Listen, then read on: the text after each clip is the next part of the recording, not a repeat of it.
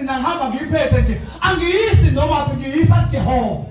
Nezwa bazalwane ayikho mnandi lento okhipha into yakho yokugcina nezwa bazalwane kodwa ngengokwazi ukuthi mawuhamba uyapi uyakubani kwenza ukhale kuwena kuwe kodwa ngokwazi ukuthi uyisaphi. Hallelujah. Iproblem iqala khona ushintsha ulwazi ngoba lento yaziyo ezokubulala iyona ezokuphilisa. Into ephilisa umuntu nebulala umuntu into ayaziyo. Akwazi ukuvela iqala umuntu engazi. Akukho ukuphula umthetho ngaphandle kokuthi wazi umthetho. Uhambe ekhaya ephetheni. Izinyembezi ethetha imbewu yokuhlwanyela. Ephethe imbewu yokuhlwanyela. Bekuya ngokuthokoza. Awuyabuya ngokuthokoza ngoba izinyanda zakhe. akayi umuntu. Oh hallelujah. Hallelujah. Usathane ushiftiye lento abazane kithi wayenze ngazo ukuthi siyamuntu asimuntu asiyemntwini. Kodwa manje sihamba sikhala into ukuthi sikhala ukuthi akukho mnandi ukuhlwanyela kodwa manje masihlwanyela sihlanyele umuntu. Into lethi complain ukuthi masiphethe siya sihamba sithi siyiletha kumuntu kodwa uhambe ekhala ephethe imbewu yakhe engayisi umuntu eyisa Jehova. Uyabuya ngokuthokoza. Awuyabuya ngokuthokoza. Ethethe izinyanda zakhe. Alikaze limbone nabazali umuntu wesifazane besuke eyobeletha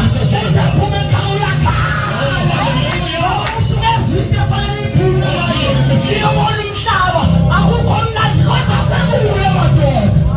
usuke sephethe. Owesifazane besuke obeletha lithi injabulo yakhe aba nayo sebuye uyakhohlwa ukuthi kade esenhlungwini engakanani ngoba into efikayo iyayimboza imenza ikhohlwe iphenda kade kuyo. Ngembona wesifazane besuke sesiko ekhanda kusebenzi kahle nomyeni wakhe bekade emhlonipha nezobazalwane noma kade emhlonipha kodwa kamkhumba ngo-7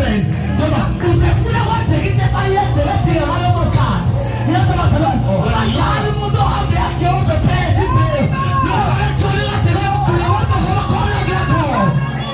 akikho umuntu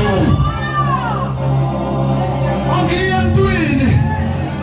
uyishiftile lento amadimoni ayishiftile lento ayenze ngathi into yomuntu kanti akuyona yomuntu into kaSomandla le into kaNkulunkulu nowebazalwane into kaNkulunkulu yanakekelwa. Masafuna ukuyibona phakathi kwempilo namandla ithande manje. Lithi iBhayibheli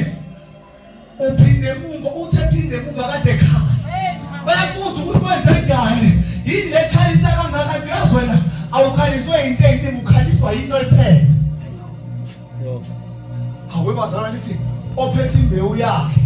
ehambe ekhaya akaye ebantwini akabiyona lento yabona bazange ngitshene mina into enzithi sibephuwa kanje uvela uze umuntu eseceleni kwakhe ekhuluma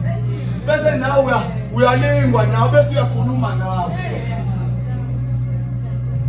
Yabona njengoba sewukhuluma nje asofana naye ngona umuntu yabona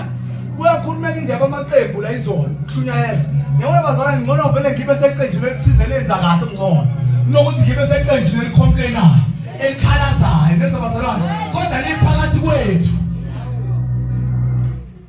nezabazalwane lithi uhambe ekhaya ephethe imbewu. Ngiyayixolisa leyo ukuthi engayi kumuntu eyaNkulunkulu uthi mayiphinde emuva kabe safana seqaleni intenze ukuthi ungafani naseqaleni ukuthi bophethe imbewu ungayi nombani kodwa uma uphethe imbewu yakho wazi kahle yabona bazalwane kukumosha ukulahla kusizana ukuthi uphathe imbewu yakho uhambe ukhala ucomplain ukhuluma uyobala iminyaka ukholwa. Yebo into enzakalayo sizobala iminyaka siyasona futhi nakhona obheka ukuthi wentenza asimsona uNkulunkulu kosola umvangeli umjoba njalo asibusise hayi vela sike isibusiso kumina isibusiso uNkulunkulu ingakho nje njengoba ucomplaina nje asuthi asike isibusiso esizovela ngoba isibusiso sivela kuNkulunkulu bazalwane nezobazalwane ekwenzeni kahle kodwa uhambe ekhaya ephethe imbewu awebazalwane ngani yathi khona izinto engafana aba ayikhulunywe ebandleni njengale kade ikhulunywa manje ukunikela nani uthi umpostoli Paul ngesikhathi nasindiswa ngaso fangabe senabafundisa abantu abacomplaina ibona abaqala manje bayafundisa izinto abafundiswa zona eqale bazenze usezompostoli Paul lokho kunzima nokuchasisela phakathi kwenu ngoba senababuthuntu okwasaka kunzima ukutshela umuntu into sokwamtshela nosakayenze qala maseyekile kuba nzima ukuthi aqale phansi ayenze uthi umpostoli Paul kunzima ukuchasisela lo ngoba senababuthuntu seningabantwana ne senidinga ubisi kwamanje ubisi asadingeki kuwena ngoba uzovulisa amazinyo sowudinga ukudla okuqinile kodwa nisadinga izifundo zokuqala lento leyemali nayo yonke ifama afika abantu abasha lapha phakathi kwethu abasafundisa abasatshena sebethi kanti benza kanje umuntu noma kuthiwa eyozana kuthiwa njalo ngenyanga sikhipha 10,000 zonke unefika athi aphuma lenga kodwa mayefika phakathi kwethu akabi nayo iproblem ngoba uzothi imandla nje akubenza beyithanda lento into yabo le Afrika bonke futhi iyabasebenzela akaloke ebuze nyama lesegazini ufika nto indlela ekwenziwa ngayo awukwazi uze makuthiwa kufika umakoti ebandleni kuthiwa makufika umakoti ekhaya kuthiwani upha ney'mpene ngoba makuphiwa iy'mpene lo wamuzi uphi iy'mpene angithi iyona-ke lento yokwenza ukuthi makuzalwa abantu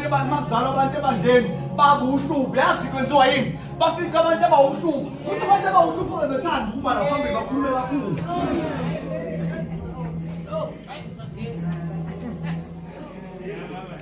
Hallelujah. Amen. Yabona bazalwane khona izinto mhlawumbe sezizokhulunywa uthi umpostoli Paul lithi zikaNkulunkulu singabekeleli isisekelo sokuphenduka emsebenzini efileyo lisho njalo iBhayibheli awufundisa ingcobo ngakufakazela lisho njalo singabekeleli isisekelo sokuphenduka emsebenzini efileyo lisezeze izinto singakhulumi ngokuphendula umbhabhadi singafundisa ngalezo zinto lezi zabazalwane lithi nokubeka abantu izandla lithi iBhayibheli siyokwenza lokho inkosi mayisuka ivuma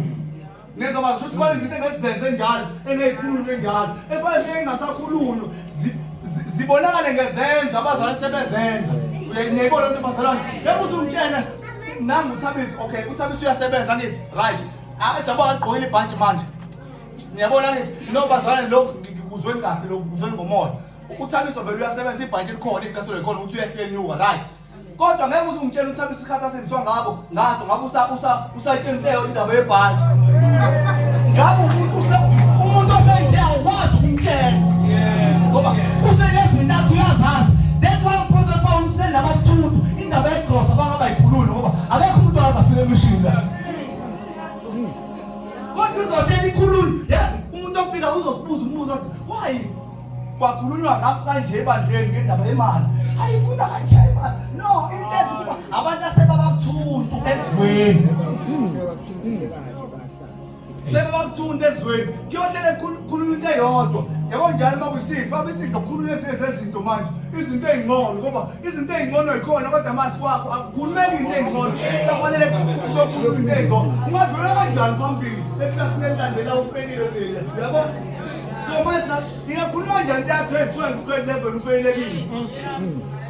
niyayibona into bazalwane iyona-ke lento umpostoli Paul emkhathazile hawu abantu laba sebabuthuntu ezweni uthi kuningi esingantshela kona kodwa manje ngenxa usenababuthuntu ezweni uphikisa nayo le hhayi ayisho kanje akayenzi kodwa khona izinto abazalwane njengebandla kaNkulunkulu ekungasafanele ukuthi ngabe ziyaphindwa yikhulunywe yabo manje maseyikhulunywa azini bayikhulunywa kokuqala ziyazwakala ukuthi